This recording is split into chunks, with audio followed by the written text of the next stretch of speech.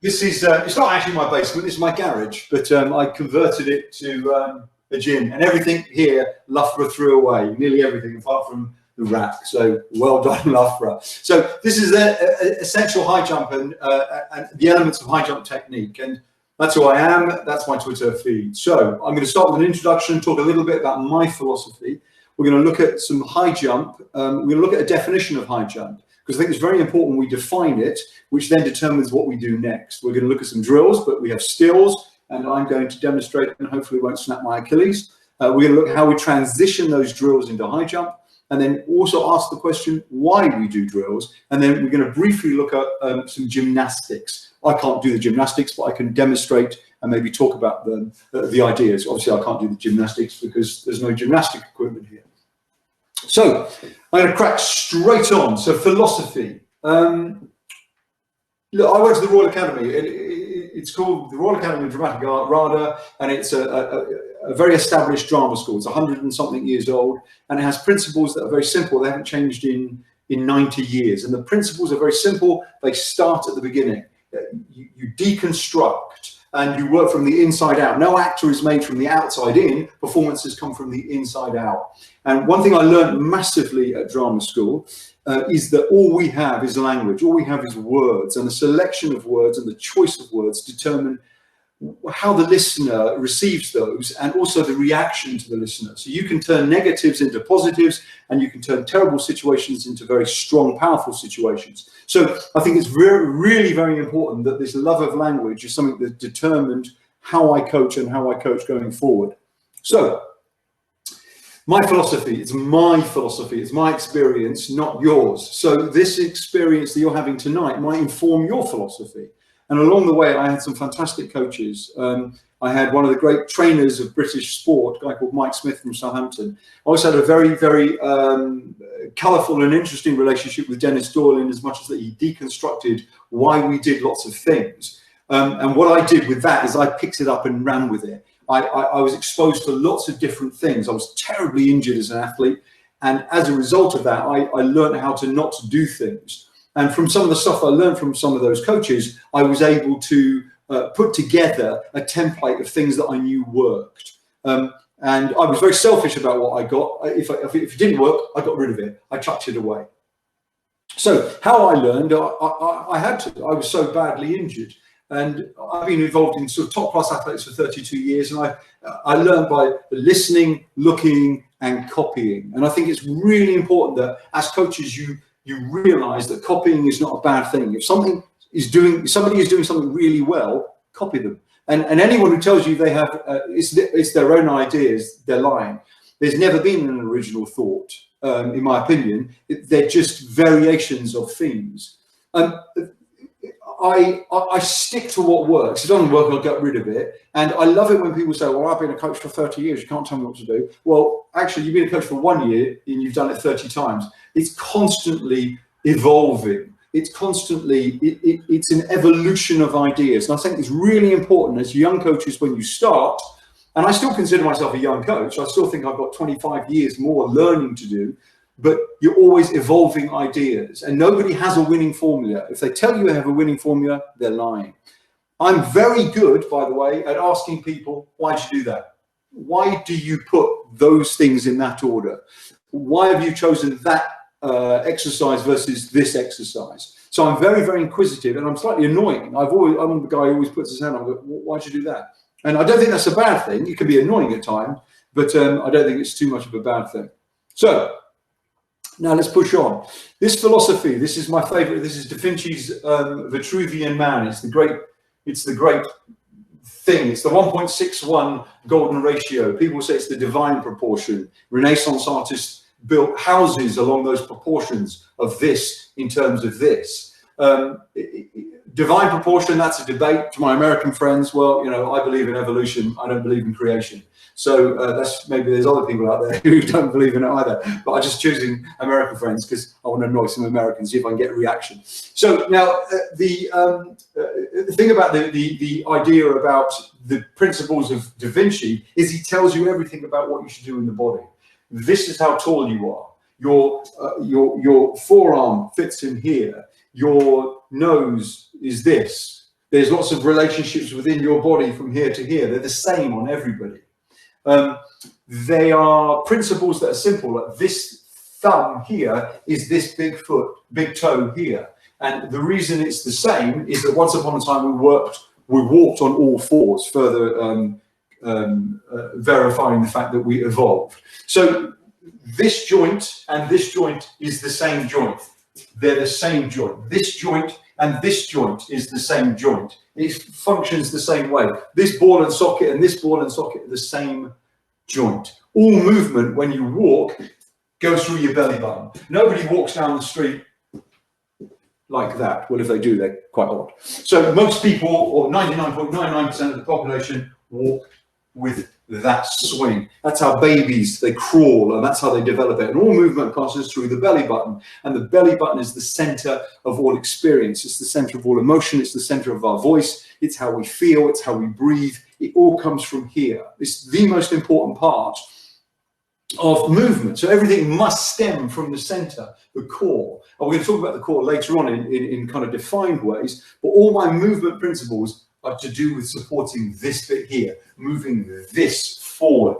And I think it's really important that the idea of motion creates emotion. And I think as high jumpers specifically, if you're standing on your mark and you're about to take your last jump and you're like that, you've already got this incredibly tense body, so you have to relax your body. So motion creates emotion in latter phases as well of high jump training, but we'll go into that later on. So there's also great philosophical ideas.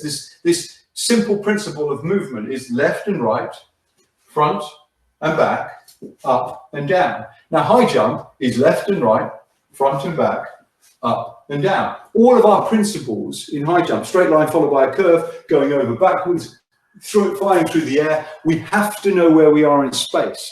And so we can give it lots of complicated names. I go left and right, we go sagittal, front and back, frontal, coronal, or transverse plane, up and down. It's simple. So all drills must incorporate left and right, front and back, up and down. And if you put those principles and those drills together in a pattern, you create simple movements. I think I've got a question here. Oh, okay, good. So somebody said they're enjoying it already. Thank you, that person. Now, high jump. Here we go.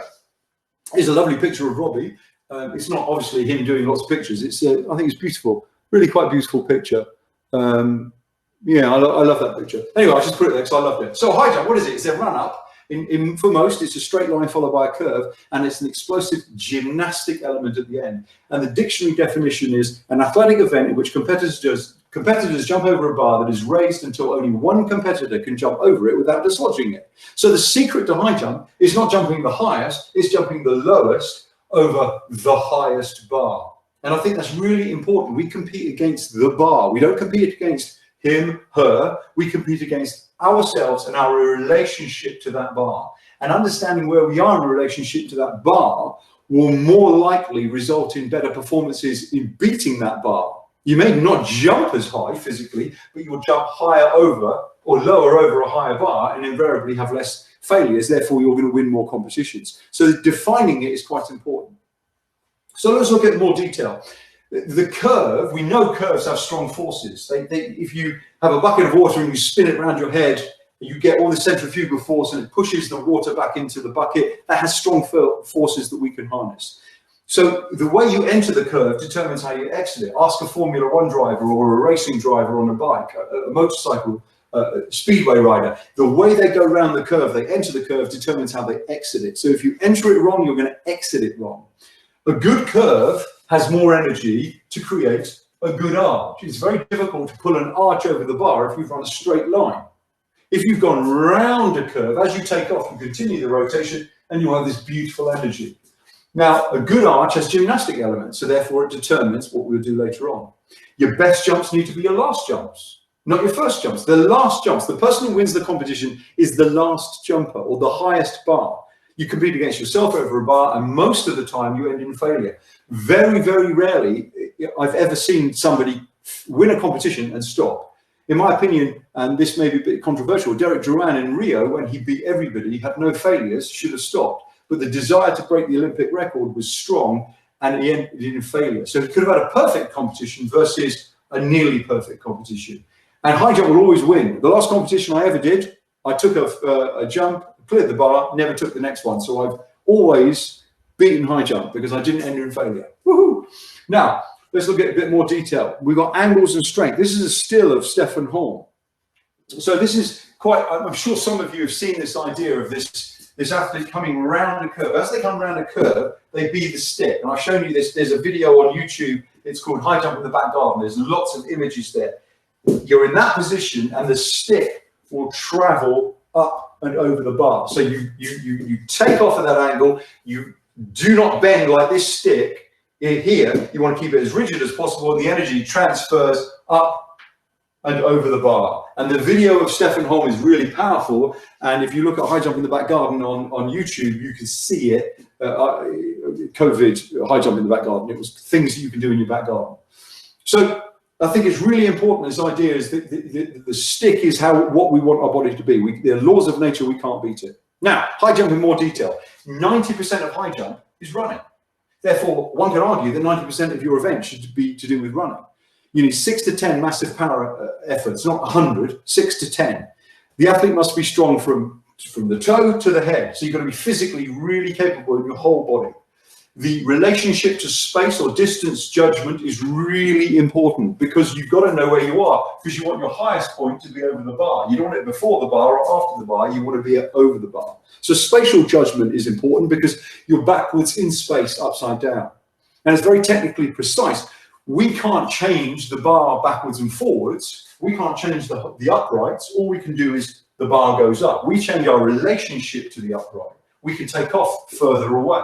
Now, the bar is only 3 centimeters wide, but it's long. But it's really very long. Okay, here's a question. Hi, do you recommend a basic run-up? Yeah, I do. I think people who've got funky run-ups are asking for problems. You've got more problems. When the bar goes up, you get tense. There are more issues. So I always work on a simple principle of an even number, a standing start invariably, working on the same foot that you start is the same foot you start your curve and the same foot you take off. There's not much to go wrong there. We'll get to all those questions later on about bounding. They're going to come later on. Okay, here's a really good example of plant and forces. This is Stefan Holm. This still, we go to that high jump video. You'll see it really, really carefully from Stefan Holm. It's extraordinary footage. So now we know the needs of the event. We should simply determine the training we do. So somebody asked the question, do I want bounding? Yeah, but bounding is only relevant when the athlete is capable of doing bounding. So it's not relevant early or late. It has to be put in the right time. Okay, right, so let's move on. Right, so therefore we know athletics is high jump is a very, very athletic event. So training should have lots of skill development. Skills and drills that must support running. They should incorporate various jumping elements, i.e. bounding. We should be about getting strong from head to toe. They should have lots of mobility and strength in range. You should have lots of proprioception or distance. You should have spatial awareness, know where you are in space. They should incorporate lots and lots of technical elements. And you should never, in my opinion, leave technique alone. Even when you're tired from training, you should still be doing some technical element. And there are lots of things that I'll show you as this goes on of how you can train tired. You still can do technical elements. You can't obviously high jump, but you can still do technical elements. So, really simple. These are simple drills that I'm going to put out for you. I'm going to sort of demonstrate them. If you go onto those videos, you'll see them quite clearly. The reason we're not showing the videos is the quality is so poor, it's so staccato. I'd rather physicalize it. So the first one is ankle rolls, and it's basically a really simple idea. It's a very simple movement. The movement is exactly that. You're rolling your ankle. I hear lots of versions of people going, oh, can you do a dribble? I don't even know what a dribble is. This is a dribble. That's a dribble. Why would you use a word dribble when you're describing a movement in your body? If you're rolling your ankle up and down, use your language. Your washing machine washes your clothes and your microwave microwaves. It's bizarre how we invent new versions for them. In this drill, it's very simple. We do the drill in a straight line. We go, move it forward, and then we start into the curve and we transition into a bit of a run, and the athlete goes around the curve. and we want the inside foot to go through the big toe. We want the inside foot to be as flat as possible. The inside foot, left or right, is the foot that goes around the curve. You're working through the big toe of your inside foot on that side, and on the right side, you're working on your big toe of your right side, pushing through the big toe around the curve. You want that to be as flat as possible. If that's on its toe, you create huge forces in the ankle joint, and you're asking yourself for problems. If it, and also you're rotating around its axis. We don't want that. We want the curve to be continuous. So we go into heel pickup. I hear lots of people say butt flicks or bum flicks or something. You don't flick your bum. You've never done it. No one's ever done this in their life running. And if they have, they're not very fast. The position is there. You pick your foot up to here. You heel pick it. You pick your heel up to your hamstring. Heel pick up. You start that position. It goes across the floor very, very slowly. If I demonstrate it towards the camera, it's that speed. It's hardly moving at all. It's hardly moving across the floor. Now, as you then start moving, you then take it forward into and around the curve into a normal run. So the first 5, 6, 7 meters of it is very static, and then you transition it into a run and you take it around the curve. Here's that image there is of an athlete, Adam Scarr, transitioning into and around the curve. The next drill here is delicate straight legs. Now, delicate straight legs are exactly that. Stiff legs. If you notice Robbie Grabart's upper body, he's got bent arms. He hasn't got straight arms and straight legs. We want equal distance in the front and the back. High jump, in effect, is a long press upwards. So the more we can practice pressing behind us, we eventually learn to practice going up here. Somebody asked the question, what's the ratio of the curve do you recommend? It depends on the physical level of athletes. I work on pi. Pi is my guide, 3.14. If their stride length is this big, then I work on pi. If their stride length is that big, or in Robbie's case, enormous, I work on pi. So most of my athletes that I work with, when they start, they're probably at 13 steps out of their pigeon steps, and they probably go to 14, 15, 16 maximum. But if you have someone like Robbie Grabart's who has size 13.5 shoes, 15 steps or 15.5 steps of Robbie Grabart's was hugely wide compared to 15 steps of my size 9s. But his stride length needed that. So the ratio of the curve, I get this question all the time about how we work on a curve. I'll be honest with you, it's a minefield. A lot of it looks right. If it looks right, it is right. But I work on pi. The principle of pi is simple. If you look at the picture, the curve is in effect half a circle. So we're working around that circle, and we are attempting to maximize our energy levels all the way through. Notice in this drill, Robbie, I'll demonstrate it badly. Robbie starts here, and as he extends through, he extends into that position and then maybe a bit higher. If you look at the position of his hips, he's driving his hips forward. He's not going up and down, he's pushing his hips, he's pushing the middle part of his body across the ground, because we want that to travel into and then take off, because we want to travel up and over. Robbie's 1.88 m, 6'3" tall. He can't just go up and down. He's got to travel over the bar. So the extension you see in the back there of his right foot, he goes into a takeoff position, boom, pushes it up. Now, he takes that all the way around the curve, by the way.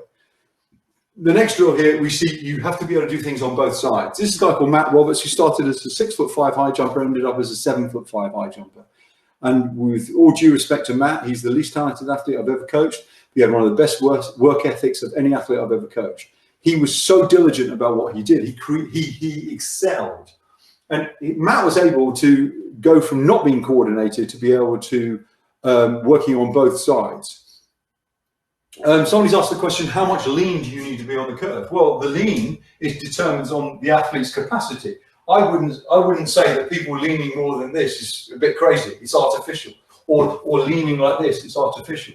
The lean is a lot to do with the strength of the body, the strength of the athlete, the strength of the ankle joints. If this has no power and no stability, there's no point in leaning because you can't get out of it. And how much lean do you really need? You probably need enough lean to counteract the speed that you're going. So really, not very much. Most athletes don't. I think there's only 2 athletes who have ever broken 8 meters a second going into a high jump.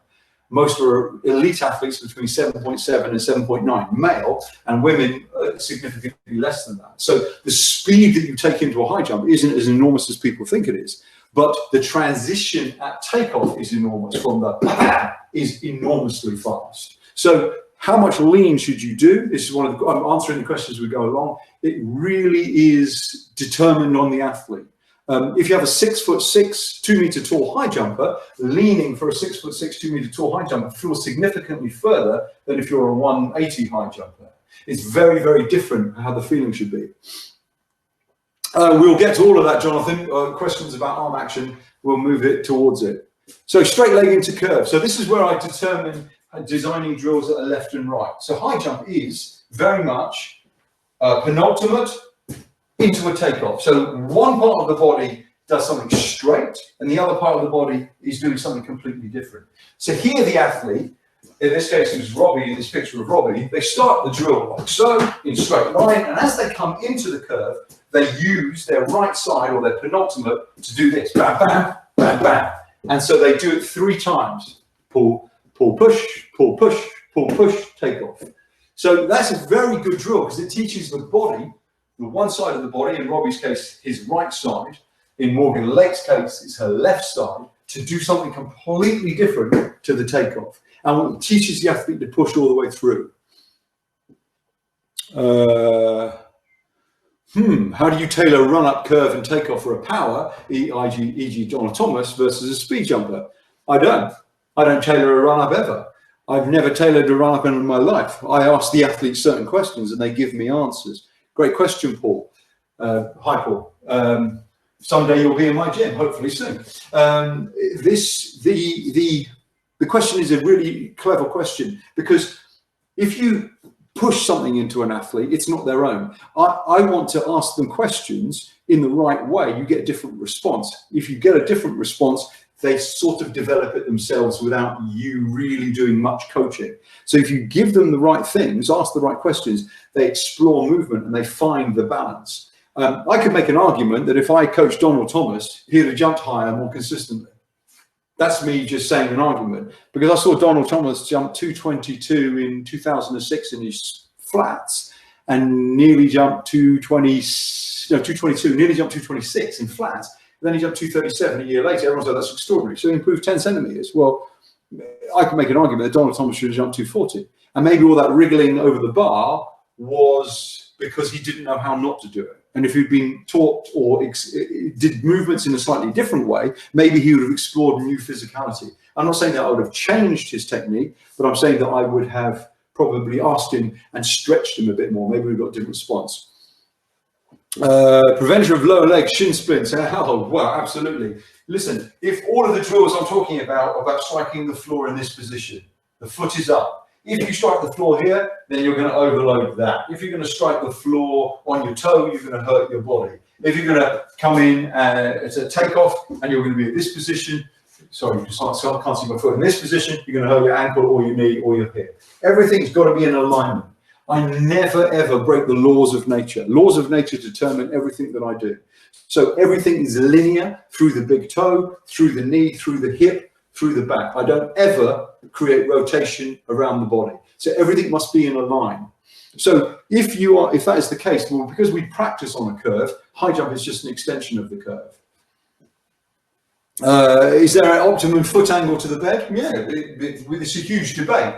I wouldn't say it's parallel to the bar over there. If this is the upright, if this is the bar here, you can see my foot. I'd say the toe doesn't point to the back corner. It doesn't point to the upright. It points probably 1.5 meters inside the far upright. It's probably in the side of the bed, but not in the corner. So on this side, it would be here rather than here, or parallel to here. So, sorry, you can't see that. So it would be in that angle. If this is the upright the bar going along here, it wouldn't be up here. It'd be more in that angle through there, not to the corner. Because if it's through the corner, you're going to start going that way. You can't rotate around. You can't rotate. Okay, so let me push on. We're going to keep going, and then I'll answer the questions as we go along. So again, we should be able to do all our drills on the left and the right. Now, it's not the same as tennis. We're not asking somebody to serve a tennis and be able to serve on both hands. But high jump in athletics is a lower body event. If you practice just on one side, you're going to get overloads. You need to practice on both. It's also fantastic for your coordination, and it gives a brilliant emphasis to your central nervous system. It really stimulates your central nervous system in a completely different way. Very misunderstood, in my opinion. And 9 times out of 10, the athletes are poor on their opposite side. But the interesting thing is, when athletes come to me for tuition and they have done certain drills in a certain way, they're invariably better on their weak side because they don't have any bad habits. And so when I see their weak side, it can always determine what their good side could be, their takeoff side. So it's kind of interesting, very interesting to me. So learning to do things on both sides creates balance. What ratio? I would say the ratio for left to right drills, if I was a left-footed jumper, I would do 2 drills on my takeoff on my left foot and 1 on my right. If I was a right foot jumper, I'd do 2 drills on my right, 1 on my left. So I would be doing a third on the other side. But all the drills I'm showing now, we do on both sides. But we don't do them all year. We do them at the beginning of the year to use a lot of kind of gross movement ideas. The other question here from Paul is a very good question, so I'm going to come to. All of these drills, every single thing we're doing in drills, create foot strength. The question is, do you have any specific foot strength? No. Do I spend hours walking in the sand? No. It's boring. And why would I do it? It has no relationship to high jump. If you look at this drill, 2-1 drill, look how high Robbie is going in that drill and how much energy is going forward. Therefore, he didn't start that when in 2009, when I started coaching him. This is from 2013, post-Olympics, post his injury. He was going at huge meters per second. He developed the strength in his feet and his coordination through doing the drills. As he got better, he got more robust there. Now, part of the reason I did that with him is we worked very, very carefully and very, in a very detailed way. So I'm really, really boring about how detailed I get into my movement. It's very important that we work from the ground up. We don't work from the head down, the ground up. Mentally work from the head down, but athletics work from the ground up. Oh, sorry, so that drill there, 2-1 drill, is a great drill. It's a simple drill, it's a simple ratio, it's penultimate takeoff. It is as simple as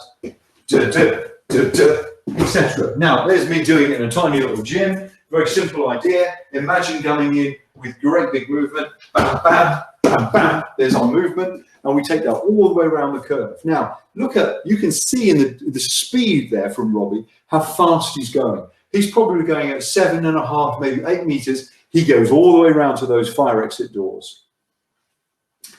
In the run-up, what do you think is more important when using power, height or length? Mate, is that question to do with athletics? That sounds bizarre to me. I don't really understand that question. Reword it, Jack. Don't understand what you're saying. Okay, here's another example of Dave. It's interesting. You can see here his coordination is his upper body is slightly off. So therefore, his timing on the ground was wrong. Whereas if you look at Robbie's, everything was poised and ready for him to use the next movement.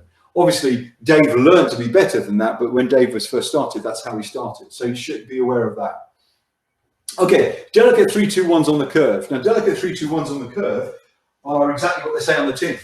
You could call them 3-2-1s, or you could call them right, left, right if you take off on your right foot, or left, right, left if you take off your left foot. So here's the drill. It's a really simple drill, really simple. And it is, I do a baby version. It goes 3-2-1, take off, land on the same foot. You land on the foot, you take off. If you actually analyze high jump is just one really, really explosive landing. You land before you take off. You don't take off before you land. You land, then you take off. So learning to land is vital to us as athletes. So we do 3 times 3-2-1. We do 3 times. So we do in a straight line here, we go 1, 2, 3, take off, land. Then 3, 2, 1, transition into the curve, land. And then 3, 2, bang, take off in relationship directly to the upright. And on the other side, left, right, left, left, right, left, left, right, left. We work it all around the curve. This is a still of Robbie taking off. You can see there's the upright on the right-hand side. He's meters away. So it teaches him proprioception relationship to a bar. He understands where he is in space. The more you can practice moving in space, the less they get worried about the bar. Okay. So we move on to, I think, yeah, here you go. This is Matt Roberts doing it from both sides. So you can see at different phases. Matt's started on the right-hand side, he jumps on the left-hand side, he's taking it on a takeoff position on his right foot, and you can see he's really, really lovely positions, lovely, elegant positions. Everything's linear, toes are curled up, knees at 90 degrees, pointing through the toe. Then on the left-hand side, he's coming into plant. You can see in his takeoff how big the range he's got. He's got a big range. We want that big range because we want to push that hip forward. So that stride length is as important to stride cadence. I think it's really important in high jump that we have to have range to be able to clear the bar rather than just go up and down. I still don't understand your question, Jack, so you need to rework that question. I don't understand what that means. Standing 3-2-1s. Instead of doing 3 of them in a row, we do it in a standing drill. So when Robbie first started, this is how he learned the drill. He learned it from that side because he jumped from that side. He learned the drill standing 3-2-1 bam. Now, what we really incorporated was him learning to pick his heel up to his bum. So he went 3, penultimate heel pickup, 2, 1. If we are swinging the foot out, there's a block on our penultimate. We want that heel to come up to our bum like so, pull, take off. We don't want the block on our penultimate. So having 3 heel pickup, underneath, take off, it's completely organic. Everything flows together. For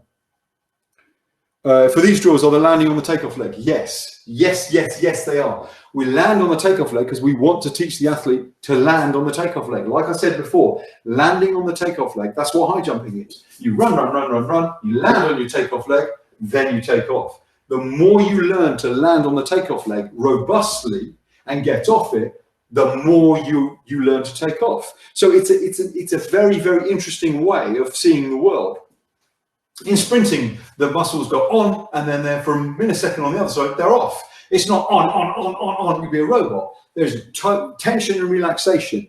For that microsecond of landing, there's tension, everything stabilizes, then the body comes through. Now, if you time it perfectly, that microseconds become milliseconds, become billiseconds, they come poof, and the athlete goes through. Very much like Derek Drouin did in the Olympics in 2016.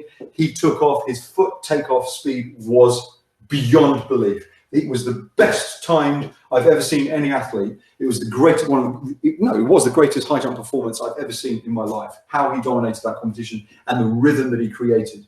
It was so much. It was instantaneous. But he was able to take the stresses on his takeoff foot because he had years of practice. Lots of people watch our training and say, "Oh, Fuzz, you don't do many plyometrics." All of these drills are plyometric. We do 45 minutes of these every single day, either running or high jumping. So we do 45 minutes of plyometrics. Any tips on athlete on a curve at penultimate and plant rather than running in a straight at the bar? Yes, run a curve. Put cones down and run around a curve. The tips are, how do I stop them running in a straight line? I practice running around a curve, because in a second I'm going to show you drills that are the precursor to this, but what I didn't want to do is start with that. So your question will be answered. So let's look at technique. Don't do B before you master A. If an athlete can do C, doesn't mean that they can do A and B. Check.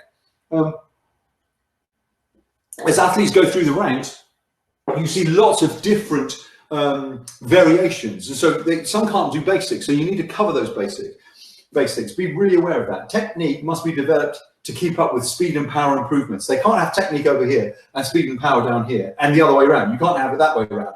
It has to be linear. If an athlete improves, this is the concept of testing versus somebody else is illogical, because athlete A could be 19 years old but only have 3 years of training in them, whereas athlete B could be 19 years old and been training since they were 12 and have 7 years of training. So it's very, very different. So in terms of technique, the question here, how many days per week do we do the drills? If we are training in a normal week, we do the drills Monday, Wednesday, Friday, or Monday, Wednesday, Saturday. So we do high jump drills Monday, high jump drills in a slightly different way Wednesday, and high jump drills in a slightly different variation. So let's say I have 15 drills. I might do 5 on a Monday, 5 on a Wednesday, and 5 on a Saturday.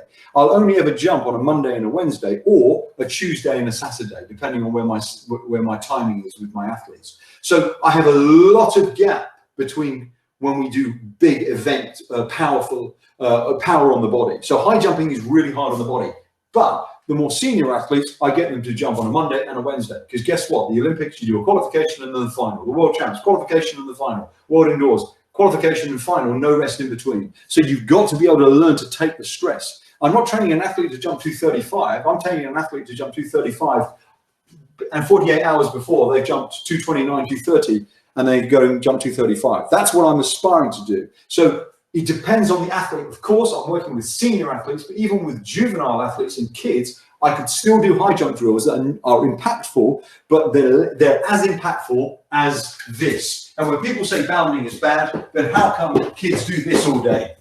Boom, hopscotch. So when we work on bounding, remember the athlete is 40, 50K as a 12, 13-year-old. When they're older, they're at 75, 80K, there's a very different physicality involved there. So the question is a brilliant question. How often depends on the level of the athlete and the quality of the movement the athlete's creating. So I wouldn't give a juvenile, untrained athlete bounding or high jump drills 3 days a week, but I would give variations of high jump drills. I might have a power plyometric element to one day, and then a running, flowing element to the next on the Wednesday, and then on the Saturday I might have something that is a combination of both of those things. I wouldn't do probably more than 6 to 10 drills, repetition times 2, so 12 to 20 maximum. But the detail would be one-to-one. I'd look at each athlete individually. That session would take 45 minutes. So there's an intense session, but we didn't start at that point. We built up that point. Let's say we were competing in May, June, probably not this year, but let's say we compete in May and June in Europe, but in collegiate season we start in January. I may do 6-7 weeks of preconditioning before I even get used to doing the high jumping stuff, which I'll go into how we do that in a second. Look, the reason I ask you to get technique and speed at the same level is it maximizes the benefit of training. It reduces the likelihood of injury, and we're constantly fighting the battle of injury. Injury is dead time. We don't want dead time. And sloppy technique will become habit if it's not improved upon. You can learn a bad technique in 30 seconds. What you want to do is continually develop the skill. You get better at football by playing football. You get better at badminton by playing badminton. You don't get better at badminton by thinking about it. You don't get better at badminton by running fartleks. You get better at badminton by playing badminton. So the principles apply to high jumping. A high jumper is like a pianist. They can play the piano for 8 hours a day. We can train for 5 hours a day, but if you go bang, bang, bang, bang, bang all day for 8 hours as a pianist, you're going to break your fingers. So one has to be so smart about what level of training you do. We're musicians, and this is our instrument. This is our instrument. Okay. Is there a good place to do these drills? Yeah. Look at high jump in the back garden. You'll see it's quite simple. What would be a best approach for an athlete who has a tendency to get too close to the bar at takeoff? Well, there is a drill. There is a very, very simple drill. And that drill, I think, incorporate lots of U-bends, which I'm going to talk about in a second. But let's say, for example, this is the bar.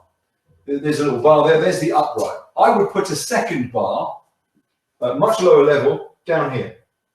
Really low. So listen, this is the bar that the athlete is about to jump over. Down here, I'd have a bar there. I'd have a little hurdle there, tiny little bar. If they hit it, it falls off. It teaches them to stay away from the bar. Now, it's a really hard drill to do. It's actually simple, but it's really hard because the athlete might get scared.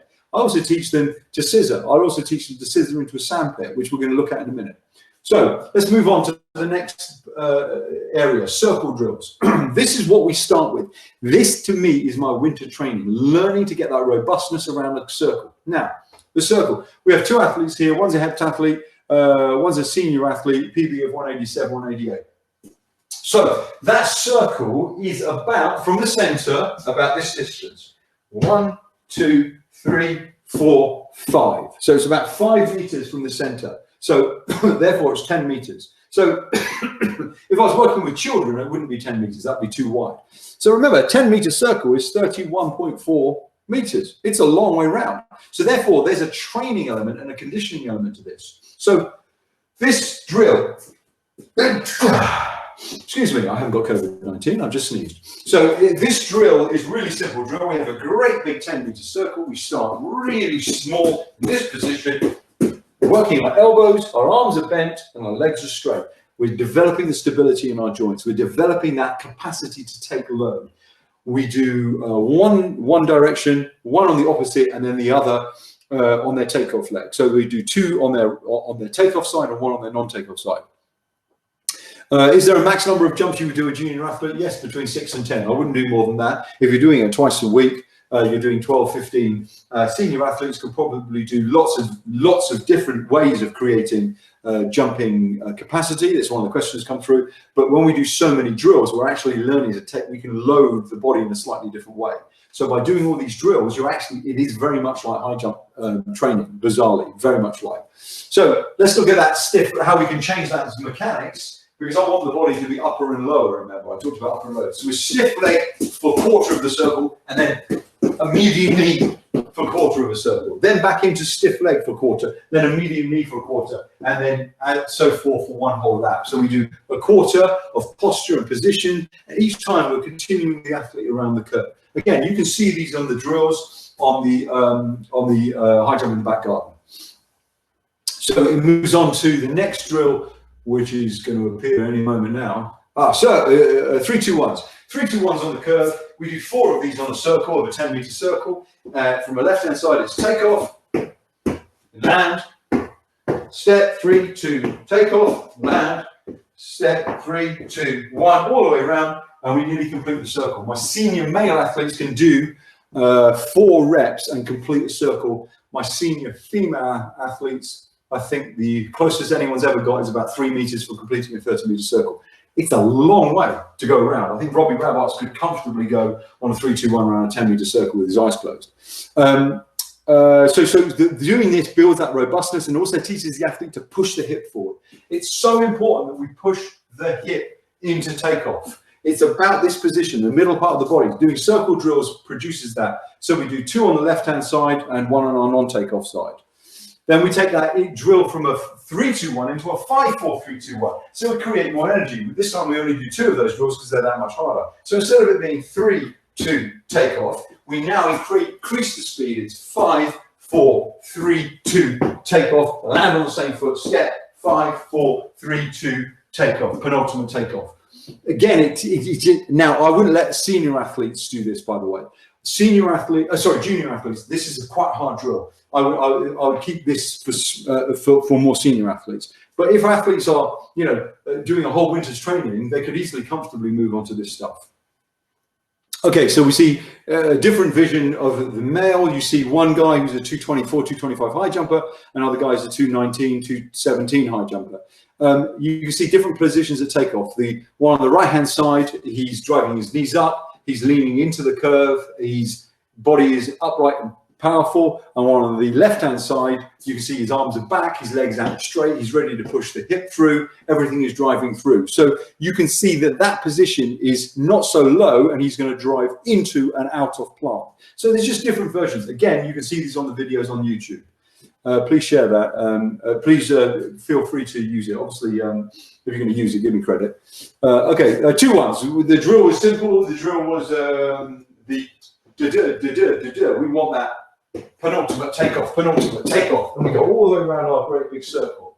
And that's a very, very useful drill. Obviously, down the road, when we do a webinar in the future, I'm going to have athletes demonstrating all of these. So don't worry. When this is all over, we'll be doing it in a big way. So 2-1s, really good drill. Again, it develops that push feeling. Now, a lot of athletes struggle with this. I have one very talented junior athlete who, as she takes off, she bends her back leg behind her. And she doesn't do it on purpose. She just doesn't know how to press it. Eventually, that will become organic for her. She'll press that left foot on the floor, take off, and go, oh. Now, when she takes off on her right side, it's even worse. The back leg comes up massively. So she takes off. Instead of pushing in and raising this position, she takes off. There, comes up behind her. So we don't want that. That's like punching somebody and pulling their hand back. We want the press through. It's a good question. How do you get an athlete to drive their knee higher, greater than parallel to the ground? Like that. Look at the picture of the athlete. So if you practice that drill, remember, as coaches, we don't train muscles. We train movements, and movements are a series of muscles working in coordination, working synergistically. So if we stimulate that central nervous system in the right way, we train your question, Ian. Great question. How do you get it to be higher? You have to create strength to be able to get it there. When I was significantly younger, I could do stuff on a ballet bar, and I hold my positions out magnificently. Now I'm 54, I can barely move. So for me, you lose strength. So we've got to work this all the time. Therefore, you train movements, not muscles. If you train the movements well, you're training muscles well. So let's take that to a transition to a high jump. Look, there's a 3-stride scissor into a mat. So this is a girl called Jess Leach from years ago. She's just at a really low mat. She's doing a standing 3-stride. She's just standing on her foot and she goes 3, 2, take off, scissor over the bar. It's a flexi bar, like a paper bar, hardly moves. If they hit it, it bends down. It's very good to teach the athlete not to dive into the bar. We're a generation of athletes. I think I'm the last generation of athletes who didn't have high jump beds. We started on sand pits. So I do a lot of training into a sand pit because it teaches the athlete to go up. I don't want the athlete to go in. I don't want them to dive towards the bar. I want to go up or even away from the bar and then over the bar. So these are great transitions. Look, this is Tom Parsons, 196. You can see his position, where he is. That's sand.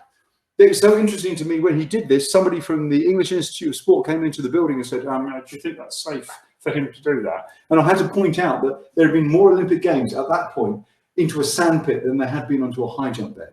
So high jump beds are new in relative terms. We've been jumping into the sand since time began, basically. So it teaches the athlete to go up. If you dive over that bar, you only do it once, you don't do it again. So it's very interesting to teach the athlete to go up because we want that transition up, we want that penultimate. And Ian, your question is, how do we get it? Look at that position there. That's a great way of creating that experience of driving the knee post parallel.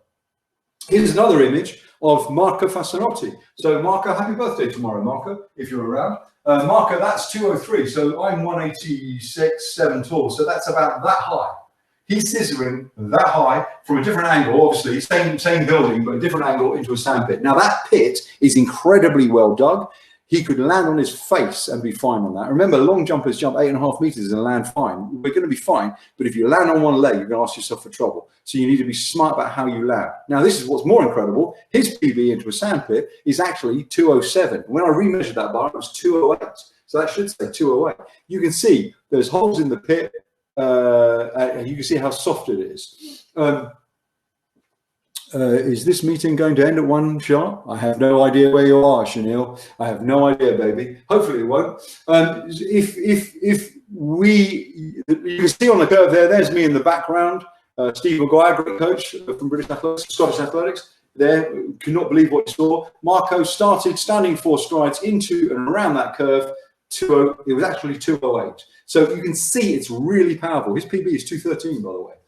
Okay, so transition into the high jump. Don't worry, Chanel, I'm not picking on you. I'm just reading a question. Transition to the high jump. If we go over hurdles beforehand, it teaches the athlete to keep that hip pushing up. So, for example, I have a hurdle here. I do the 3, 2, 1, boom, go over the hurdle, land, 3, 2, 1. And then I have a second hurdle further on.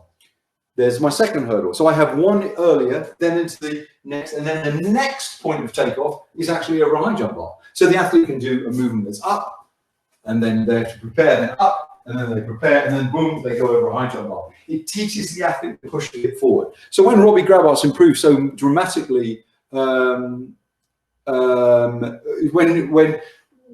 Robbie improved so dramatically in 2012, it wasn't by accident. We spent 3 years learning how to do all these movements. He had to relearn movements. The guy was a superhuman, but he just didn't know how to move properly. He could jump higher than anyone. He just couldn't clear a bar. So it's really important that you understand that we're adding all this stuff together. For the end result is for us to jump over that high bar. Yeah, so Francis, great question. Hurdle spacing, the strides in between are 3 strides. So there's a great video on my Twitter feed of Robbie jumping in the Commonwealth Games in 2018, where I think he's basically knew he was in physical shape, but he just didn't want to be an athlete anymore. But you'll see that distance. They are 24 feet apart of size 13.5. No athlete I've ever coached has done what he's done. Truly, beyond belief, remarkable. If you go on Twitter, you'll see it. Now, that spacing is for an athlete who jumped 237. And was basically a 240 high jumper, an extraordinary human being. So therefore, you can't use that as an example. I think Morgan Lake yesterday or today, can't remember if she did the drill yesterday or today, I think it was yesterday.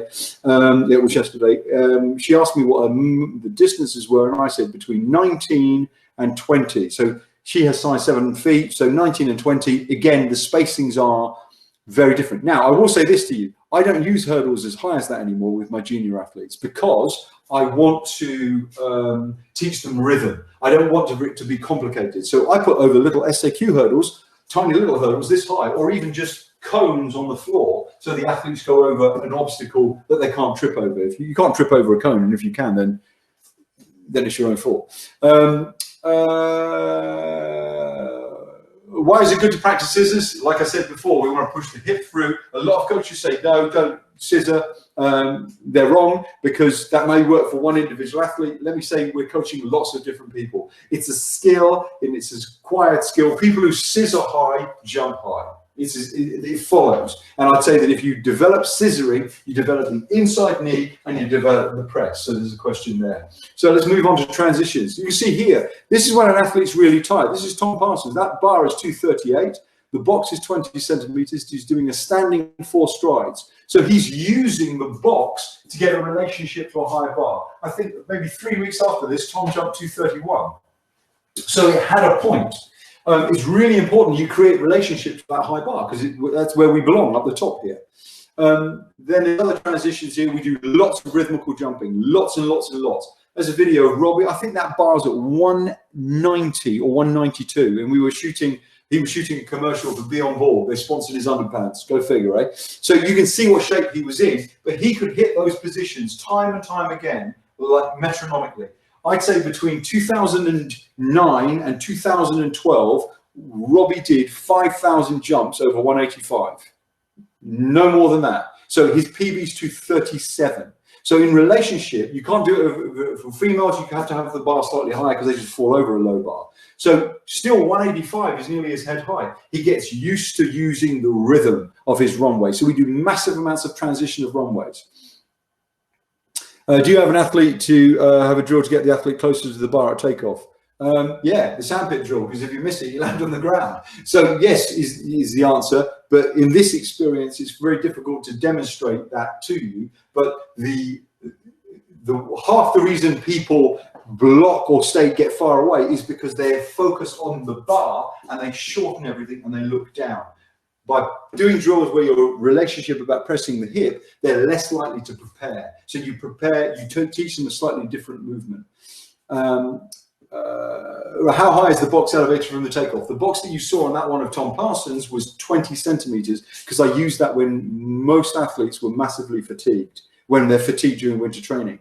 That box was a 1 meter by 1 meter 20. So it's 120 by 120. This next picture, sorry, is a video of Robbie. That's 247, and he's jumping off a 10 centimeter box. And you can see that box is 150, and there's another box in front of that box. So that distance away from the bar is massive. It's huge. It's about from here to that wall. It's really, really far. It's down here in relationship to that wall. So it's a great way of teaching an athlete to jump at a slightly higher bar. I also have a 5 centimeter box.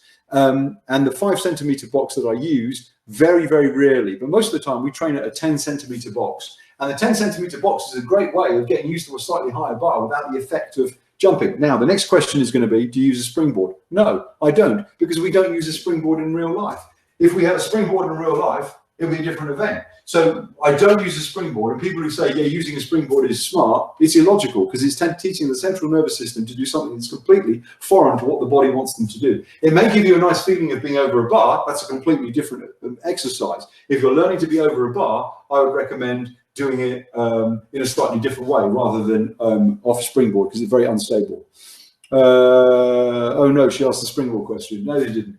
How can you keep the high hips high when an athlete goes over the bar? The hip energy, the position of the bar, the hip energy is generated from the ground. You can't magically go like that in the air. It has to have energy coming from the floor. So hence, pushing the hip forward into the takeoff, you drive up, that hip is going forward. Now, as it goes up, it's gone up into the air. You've got all that beautiful energy to be able to lift the hip up. People who say you can't, who are flat over the bar, didn't run a good curve. I could make an argument if Sotomayor didn't rotate on his left-hand side about 4 strides before, he wouldn't have gone over the bar flat.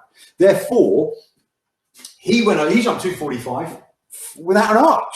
How bloody amazing was he? So I would make an argument that he possibly could have improved. But at what cost? If he had been slightly slower and more going through the big toe of that foot, it would have changed his timing and he wouldn't be able to do it. He wouldn't be able to jump. If we started at 16, slightly different, but you wouldn't be able to do it as a senior athlete because the rhythm was already there.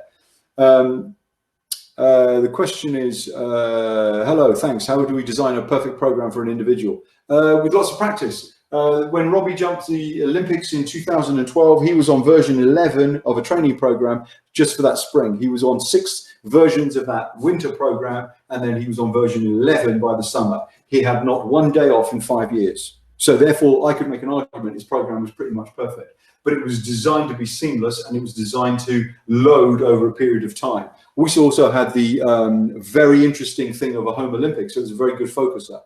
When in relation to competition, it's best to do box work. We do box work in the last 5 or 6 weeks before competition. We don't do box work prior to that. Let's say, for example, our competition starts in January indoors. We probably do our first box session in the last week of November, or we flirt with something on the box in November and we transition it through. Then we do a higher level of box work with a higher bar all the way through the indoors, but we take away the efforts determining, we take away the effect, load, if you like, because the competition has a huge effect. So therefore, I've got to be really smart. In the latter part of Robbie's career, he didn't do the box because it gave him a sore knee. So therefore, we didn't really do it. But that's something that he found over a period of time, and he benefited from the earlier work he did at box. But I'd say that is directly related to the height you jump.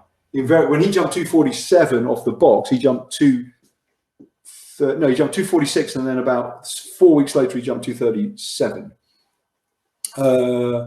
Would you say that using the box helps lower eccentric load of the plant? The same concept as a box jump. Well, yeah, it's a box jump. It does, yes. Can you use a box for taking you off to be negative? Yes, if you do too much of it. I also think there's other variations you can do on a box. There's no reason why you can't have a box on your penultimate. Do penultimate into takeoff. So you're coming down and getting ready, teaching athletes to learn how to deal with load there. Okay, Oliver, good question. I have a problem with the drop-off in technique in the air. It's because your hips aren't pushing forward, Tiger. If your hips push forward, you will not stall over the bar. If you think about where Barsham is probably the most brilliant exponent of going across the floor and taking off. I could make an argument he's too far away from the bar and his high point is too far in front of the bar, but I'm not going to get into that debate. But he is probably the best at going along the ground and reacting to the ground in the world. So it's partly, almost 100%, because physics is physics, that you're moving across the ground, you take off, and the energy to go that way has diminished because you're not going that way quick enough, and you go up and you go down. Remember, if I were to throw the shot 20 meters, it'd have to leave my hand at 14 meters a second. If I were to throw a table tennis ball 20 meters, it would have to leave my hand at 14 meters a second. If I have to throw a 20K shot, it would have to leave my hand at 14 meters a second to go 20 meters. That's just the element of power. Then I got the direction. We're now getting into elements of direction versus force. Don't get caught up in how much force you can produce. Force is irrelevant. I've got a really powerful gun. Ready? Bang, missed you. The only point of a good gun is when it's pointed at you. So it's not application of force, it's direction of force. So directing the force effectively will teach you to have your high point over the bar. There's that great video of Barsham jumping 243, and they say, oh, he's 20 centimeters over the bar. He wasn't, he was 1 millimeter over the bar. His heel was 1 millimeter over the bar. If the bar had been 243 and 1 millimeter, he would have failed the bar. So its high point was in the wrong place. So I would say, let's be more efficient, let's be smarter. Hence my original questioning about the analysis. Break it down. Okay, so why do we do drills? It improves your instinct, if movement through detailed repetition. It's instinctive. If you start to think through high jump, you're screwed. It can't be a thinking thing. It's got to be completely organic. If you do it properly, the core develops properly. It's an excellent base for plyometrics, as in loading, bounding. You don't do bounding before you can do this stuff, because what's the point? If you bound lots and you can't move well, there's no point. Again, you're having a big bullet with a crappy little gun, a big engine with rubbish chassis. Now, you've got great big wheels, great big engine, then you've got to have the timing belt working. They've all got to be connected together. It also develops power from a strong position. If I walked into a room like that, where I'm Mr. Powerful, it teaches me to be upright using my body. Look, that's a powerful position, this is a passive position. We want the body to be upright, so we want everything to be posturally perfect. Remember, perfect posture is the basis of power. So, into high jump gymnastics.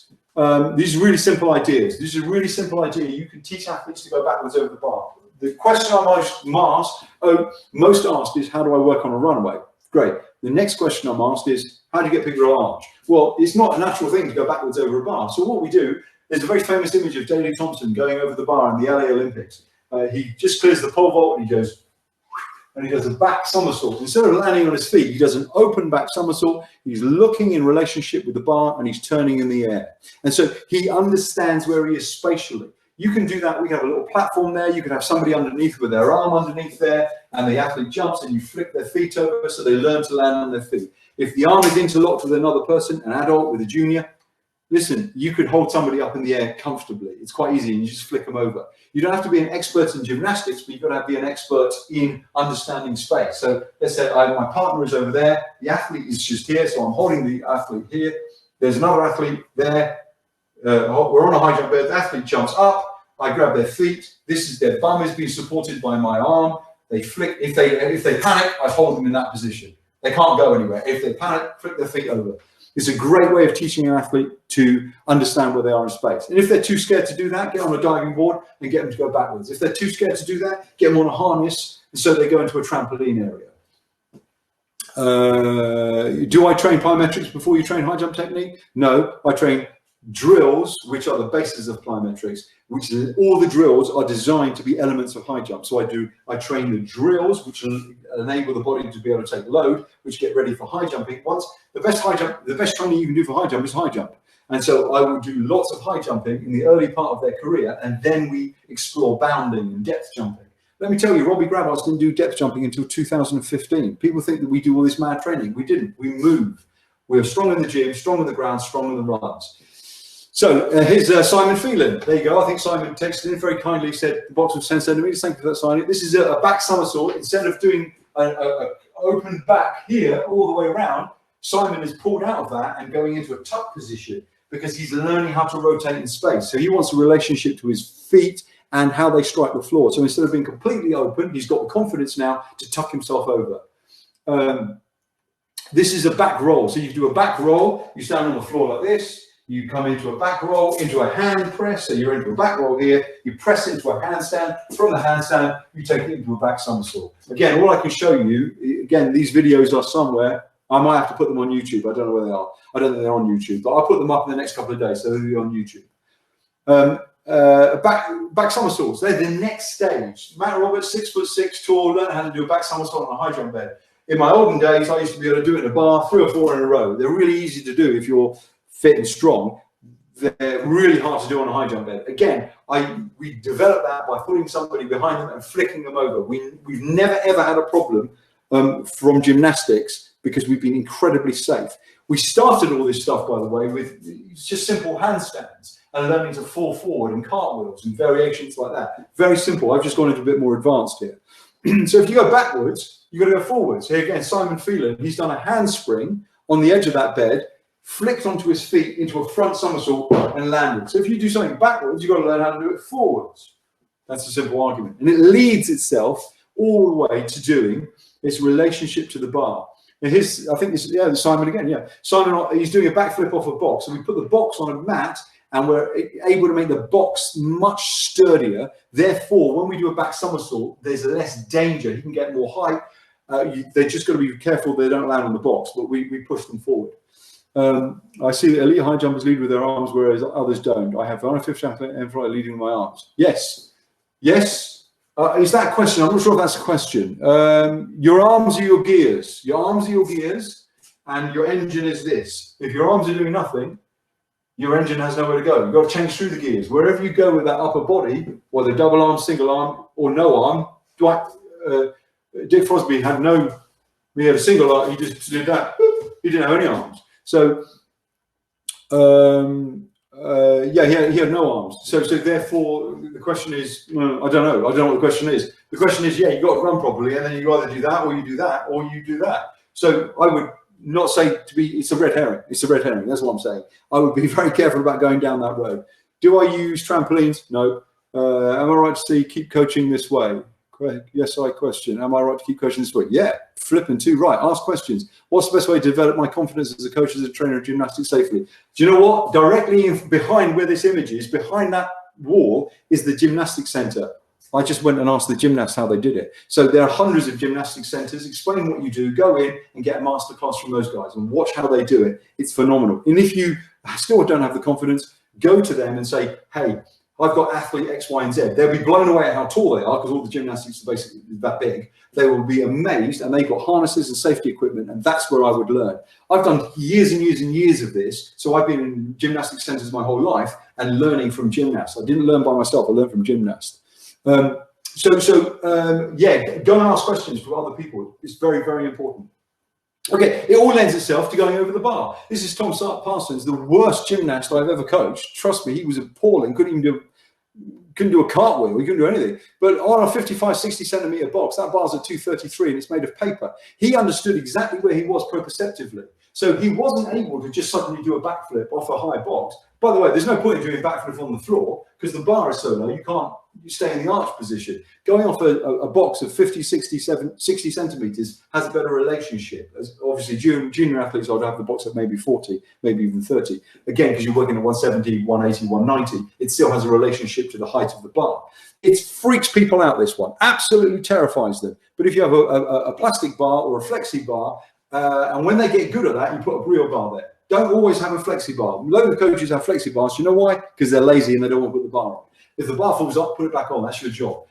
But I start them all with an elastic bar, and they learn to understand where they are in space, and then we have challenges. I think Tom's best was 236 off a 55 centimeter box. So it's a huge jump there. I think someone like Tom Gale has jumped nearly 190 off the floor, which is extraordinary, unbelievable. He'll probably go 250 off that box. Okay, so what do we do it for? Practice does not make perfect, practice makes permanent. Repeating imperfect movements develops bad habits. Hence my point about starting small and doing it properly, which is difficult to replace once ingrained. You've got to undo it. Why have it in the first place? Perfect practice makes perfect permanently, or permanent. It doesn't make it permanently, it's permanent. Ensure the athletes focus on details. Start small and grow the event, grow it. Okay, and this is just one question I had. Repetition creates endurance, resistance creates strength in terms of your core. Be aware, I'm not going to go into core today, but be aware that if you do 1,000 of something, you get lots of endurance. If you do 10 of something well, you create unbelievable strength. So it's quite important that we understand this concept of mid-strength, by the way, but we're not going into that. So we looked at my philosophy, high jump, the definition, high jump drills, high jump gymnastics, and we're going to look at some thoughts and questions. This is a great picture of Marco Fascinotti here. So let's have some questions coming through. Would you recommend jumping off boxes for junior, beginner, intermediates? Yes, because I would recommend them having a relationship to a higher bar. Also, it's great fun, but I wouldn't do lots of it. And I would be very, very careful about how I did it, whether the foot was parallel. I would make sure the foot was going, the body angle, the curve was right, and I would make big boxes for kids, because kids invariably miss the box. If you miss the box once, you're not going to do it again. You're going to finish your career. So be very careful about when you use boxes. And manufacturing boxes is easy. You just go and get some wood and you chop it up and you get a bit of track and screw it on top. It's not difficult. Really, it's not difficult. Okay, Daniel, thanks for this. It says, can you offer advice for junior female athletes? Commonly, you see them jumping impressive heights at under 13, under 15 level. Yep, that's true. And due to the physiological changes, etc., they often struggle to continue high jump progression. Right, we don't want that. Why is that gone? We don't want that. Let me just get you back. Where have you gone? Hold on a minute. You've disappeared, you lot. So,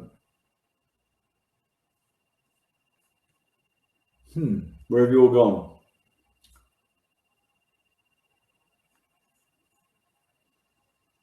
I think I'm going to have to dial back in here. 1 second.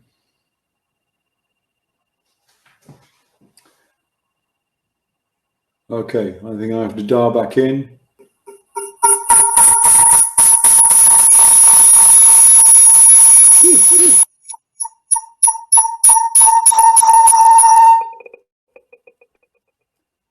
Okay. You all disappeared. So let me just check this. Microphone. Right.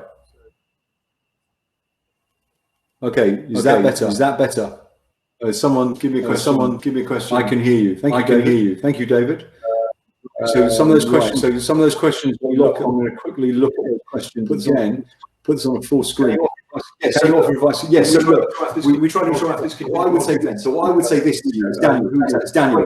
Great question. People change. People change. They physically change. As they physically change, that echo disappeared, by the way.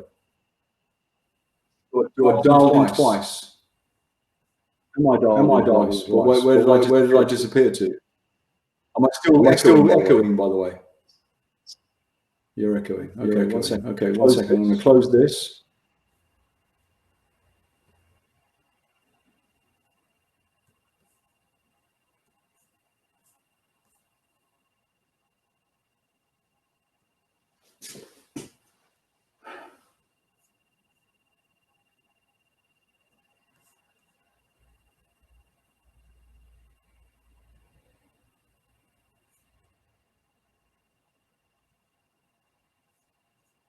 Okay, one second. I think I'm back here now.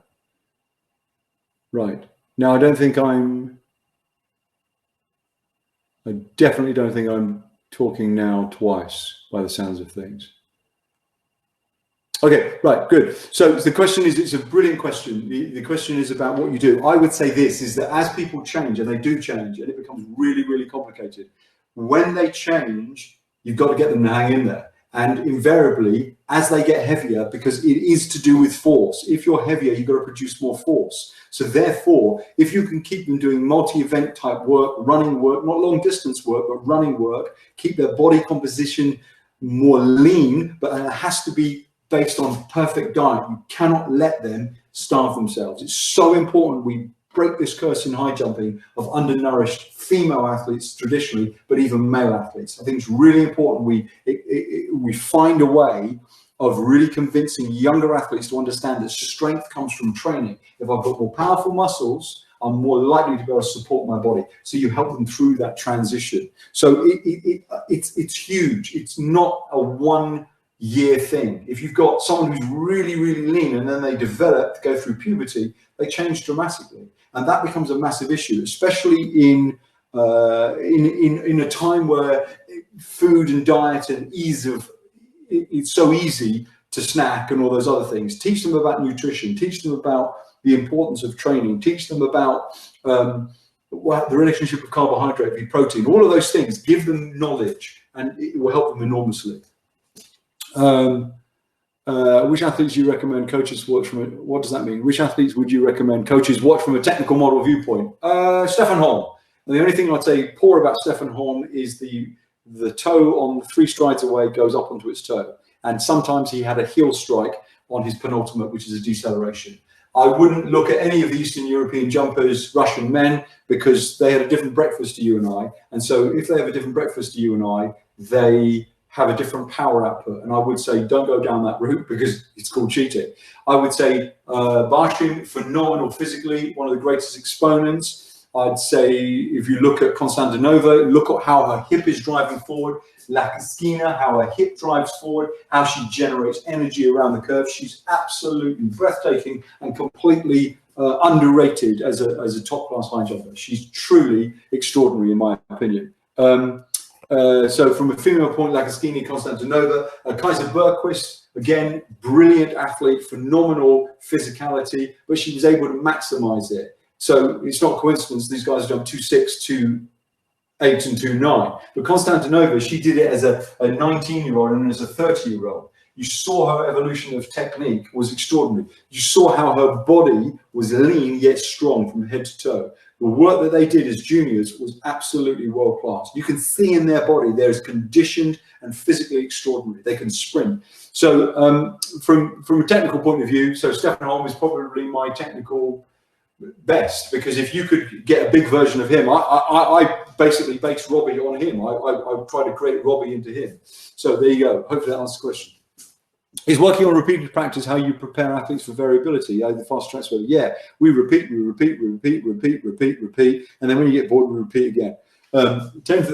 When people say, "Oh, you do it what?" No, do it 10,000 times. There's nothing better training at a low level because we develop movement and we habitually go to the same idea of the movement. So it becomes under duress and under stress, it becomes the same movement. Hence the 5,000 jumps that Robbie did. In between, or Matt Roberts, or Julie Crane, or Morgan Lake, or Isabel Pooley. We did huge amounts of work of repeating. Okay, when you're standing jumps off a box, I'd love everyone to just be brave enough, but I have some really scared at the point who won't, and some who are amazingly plyometric will struggle to create the shape of the floor of the bar. Yeah, great. Mike, great question. So what we do is that I don't start at a huge box. We start at 10, 15, 20, 30, 40, 50. But, what I'm showing you is the elite level, but we're working up to that point. And again, if you're working on a flexi bar and you don't want the box to be too close to the back of the bed, because if they get it wrong, they'll bang their head on the box. If you're doing it from the floor, well, then the floor, in my opinion, is completely pointless because the bar is there. So let's say, for example, a female jumps 140 is there and a male jumps there. So what? What relationship does that? When you're over the bar, you have no time. You've got to get out of it, otherwise you're going to break your neck. Going off of a box gives you the time to change your shape over the bar and has a relationship to the landing and flight. Because high jump is really important, but I tell you what's really important, it's blinking important to land properly because you land on the back of your head. So it's really important that you teach them to land there rather than up there in the nonce. How has your training design changed with jumpers you have known in comparison to Robbie? Robbie was not normal, so I can't use Robbie as an example. Robbie was superhuman. But again, he's superhuman because over a period of time, we made him more superhuman. In 2015, when he came back from a knee surgery, he did his first session in January and he didn't clear 183. And all the medics and all the doctors were looking around scared and I was laughing. And I went, ha, ha, ha, you're normal. You're just a normal man. Because all it was, he hadn't done anything plyometric or elastic for 18 months and his body didn't know what to do. Almost to the day, he jumped 233 1 year later. Almost to the day, 1 year later, he jumped 233. He couldn't clear 183. And I remember driving him home from Loughborough and literally ripping him apart and giving him such a hard time because I just was like, look, don't worry about it. It shows that training works. Once you do the training, imagine what it's going to be like. So the question is, yes, a lot of athletes are different to someone like him, but at the same time, all it is training. And you've got to do the right training at the right point. What level male athletes do you often take on as a typical top range athletes? What level male athletes do you often take on as a? I don't take any.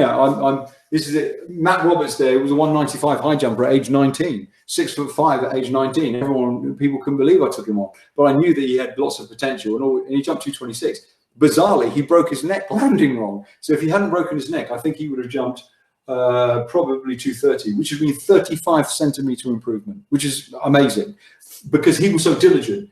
If Robbie's work ethic in terms of his diligence, Robbie worked hard, but the way Matt developed himself mentally as well as physically, if all athletes had that capacity, gee whiz. So how do I compare them all? I see something I like, and I've coached lots of people who are not very good, and I just enjoy coaching them because I want to see what they do. And they, there's a guy I coach right now called Will Grimsey that nobody thinks is any good. I've always thought he's as good as Robbie, but nobody can see it, whereas I could see it quite clearly. I saw it when he was a kid. I was like, he's brilliant. Look, he had glandular fever for 2 years, and so he didn't do anything. So he went from 212 to 224 in a year. That's not remarkable because for 3 years he was unhealthy because his body couldn't train. So he has a great capacity, in my opinion. But you've got to do the right work in the right order along his timeline. So the question is, how do I recruit them? I don't really do it. I just see something I like and I work with them. How would you work with an athlete whose takeoff foot is parallel to the bar? I would teach them to not be parallel to the bar, and I would do that by working on curves. The more we work on a curve, the better. And also jumping into the sandpit. If you're parallel to the bar on a sandpit, you ain't going to land in the sandpit. You're going to land on the track, and then they learn very quickly to go that way. So how you go parallel, a lot of athletes create parallel plant is because they create rotation because the shape of their curve is wrong. So if their transition from the straight line into the curve is abrupt, it becomes a straight line followed by a straight line. And then you create rotation by parallel planting. We don't want to parallel plant. What we want to do, we want the athletes, I'm going to tilt this camera down, we want the athletes to be in a line. If we do everything around that curve, in that circle, we go around, we're more likely to get movements that are based on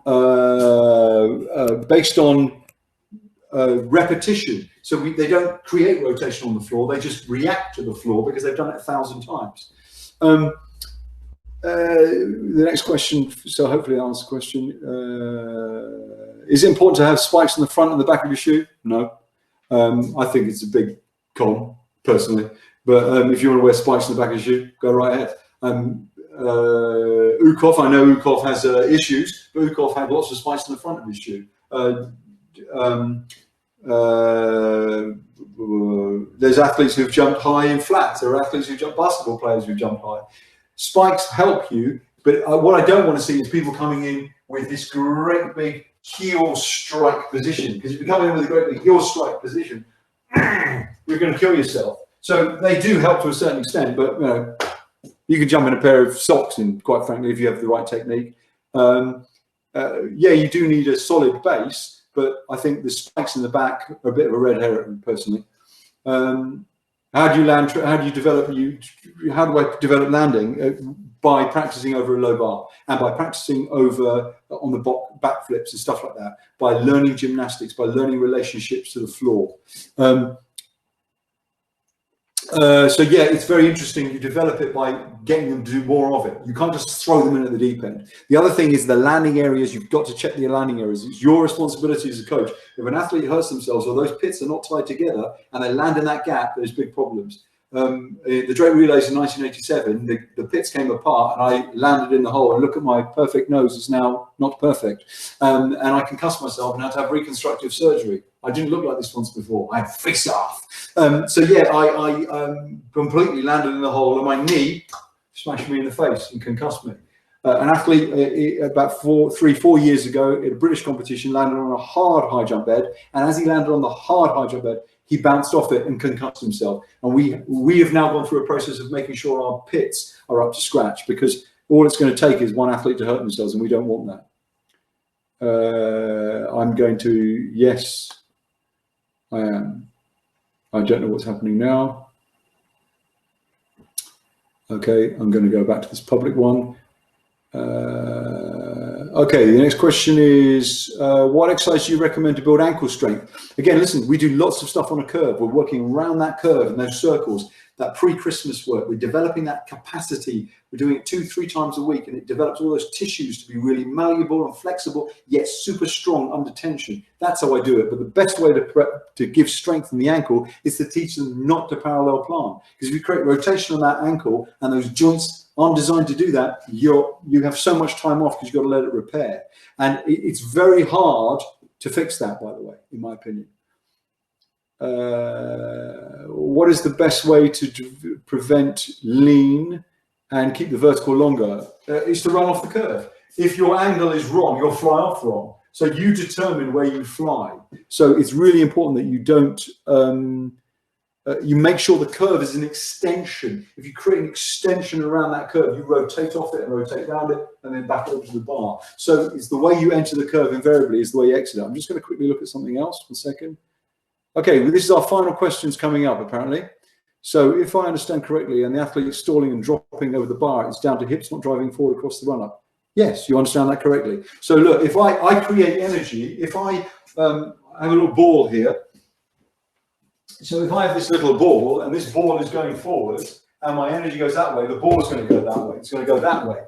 But if I create the energy, change the direction of that energy level, it will go up. Oh, that's the angle we want. Now, if that ball has no energy whatsoever, or the hip, this is the ball is the hip, comes in there and just goes there. It's going to have no energy at the top of the bar. It needs to have that push forward, but then it's got the angle's got to be different because it's going to go up there. It can't go into that position. It can't go into that position. It's almost to do with the position of the hips in relationship to the upright part of the body, but it's driving into and around and away from. All of those things are tiny elements over a period of time. They're not instant. There's not an instant fix. I can't say do that drill and it will fix it. It doesn't work like that. Any place for barefoot drills in the training plan? Hundreds. We do a series of exercises called Rudy. Rudy one. I'm going to put that on the Twitter, on the where am I going to put that? On my YouTube thing. Just really simple drills. All of them are bare feet. They're brilliant exercises. Do we do high jump in barefoot? No, but we do lots of things in barefoot. Primarily, we don't do it in barefoot because I think it hurts your feet. If I could find a lovely piece of grass, I'd do high jump in barefoot, but we don't have lovely pieces of grass. It rains a lot here. Do you have any psychological techniques for mental resilience? Yeah, I shout a lot now, don't I? What I do is I encourage them. I don't say not bad, I say quite good. I encourage them with language. I encourage them with repetition. I also now have a track record. So if I say, when my athlete who jumped 230 did X, Y, and Z that you've just done, they jumped 230. So your future is a 230 high jumper. They go, bloody hell, you must be right. So now I've got that advantage. But when I first started, I didn't have that advantage. I had to convince people they were good, and then they became good. And language is so important. Psychological blocks, if the athlete doesn't have it psychologically and doesn't want to fix it psychologically, get rid of them. Stop wasting your time. If they can't be bothered to fix it themselves, get rid of them. I know that sounds awful, but why waste your time? Invest your time in somebody who wants to make the change. That guy, Matt Roberts, he was obsessed with seeing how much he could improve himself. He learned new things and new ideas. He was massively into the psychology of it. Robbie Grabarts as well. Robbie Grabarts in 2011 was last in the world indoors. Last. European indoors. Last. He jumped 213. He was last. I knew he could win an Olympic medal, because I knew he just hadn't figured out how to do it when it counted. And all it was a series of the right questions over the next period of a year. How do you progress quantity and different types of jumping throughout the year? Well, listen, quantity. So quantity is to do with age. If someone's got a really young training age, they don't do a lot of quantity. I'm more interested in quality. It's like saying to a sprinter who does, say, 6 150s, and they go, well, I did them all in 16 seconds. I say, so what? I want to see 1 in 15 seconds, because that's the important bit. So I'm not really interested in lots of, I'm interested in the quality of what we do. So if I see 2 or 3 things at high quality, I stop the session. So I'm obsessed with quality over quantity. If I were to ring a bell, within 3 weeks, my athletes compete any time of the year. Do we need to include 2 400-meter runs in the high jump program? No, you don't. Take zeros off that, you'll have questions. Speed is anything below 40 meters. Why would you do 400 meters of training? That's madness. So that's like saying to a marathon runner, do you ever run to the moon and back? No. Or why would you do it? It doesn't make any sense. Remember, we've deconstructed the event. The event is 6 to 10 power exercises. It's 20 to 25 meters. It's a relationship to the bar. It's your body. Where does 400 meter run into that? It makes no sense. But I will say this, in terms of general conditioning, most of my athletes for 2 months of the year do the same training as a 400-meter runner in terms of their conditioning, not in terms of the runs that they do, in terms of their body conditioning. We don't do thousands and thousands of lactic sessions. Robbie Grabarts has only ever run 3 120s in his entire life. 3 120s. No one has ever, he's never done more than that. Why did he need to? I remember when we did that session, he was terrified. What's this question? Would you briefly about the use of the arms at takeoff or just after takeoff? Yes, the arms are vital to takeoff. They are single, double, or none. Or Derek Drouin. Don't change it. What the athlete does, they will develop it organically. If they come running in and do this, change it. And the way to change it is to get them to jump to a basketball ring. Get them to reach up to a basketball ring, to a high bar, to a ball. On my Twitter feed, you'll see a video of Kelechi jumping up to a high ball. His right knee and his right arm goes up. He went from 210 to 222 indoors. It's not overnight success. It's because he has a different relationship to the bar. You put it at a higher place. How do you stop your athlete from stuttering about 2 meters from the bar? I stop your athlete's thinking too much. I can tell you that for free. If they start thinking, they're not doing. If you hold your breath, you stop thinking. A sentence is a thought is a breath, therefore a sentence is a breath. If you say, you are Claire, if Claire says, hey Fuzz, how are you doing? I go, thought, breath, speak a breath. A sentence is a thought is a breath, therefore a sentence is a breath. Replace the word sentence with movement. A movement is a thought is a breath, therefore a movement is a breath. When we don't hold our breath. The best athletes are moving in flow. When they breathe, you start thinking. Your athlete's holding their breath. Having you back in Vancouver. Yeah, please bring me back to Vancouver. I love Vancouver. It's a great place there. I've learned. Oh, Finley, well done. Lovely man. Good to see you. Thanks, Sam. Thanks. Any more questions? Thank you. Oh, you're all very nice. Very lovely. Great. Listen, I think we're signing off. Next time we do this at some point, post-COVID-19, I will probably do this in a bigger scale with athletes to demonstrate, and maybe we can do a different setup. We've got another link somehow where we can actually video, I can see faces. Lovely seeing you all. I don't really know how to get rid of this. I think Darren's going to come on board in any moment now and tell me to Right, yeah, Darren's going to tell me to wrap up. There's lots of people saying nice things, so very, very nice to see you all. It's been great fun to deliver to you. I'm sorry that the situation has been so bizarre for everyone, but with lots of love, we can look after each other, and hopefully we'll get through this, and I'll see you all on the other side.